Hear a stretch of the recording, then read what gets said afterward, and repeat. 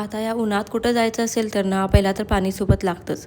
त्यासाठीच ना आम्हीसुद्धा पाणी भरून घेतलं आणि या बॉटल्स जेव्हा पाहिजे असतात ना तेव्हा तर भेटतच नाहीत आणि जेव्हा केव्हा समोरच पडलेले असतात.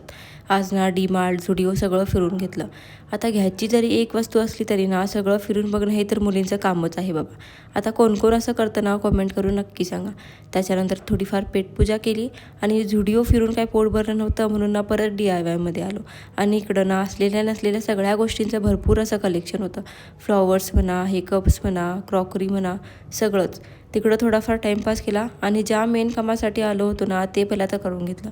त्याच्यानंतर घरी आलो आणि आज गल्लीतच ना हळद होती. त्याच्यामुळे ना इकडं चाललं होतं फोटोशूट. आता गल्लीतच हळद आहे. इकडं जायचं सोडून ना या तिघींचं बघा काय चाललंय. भाकरीचे तुकडे बनवून खात आहेत. काय सांगायचं आता.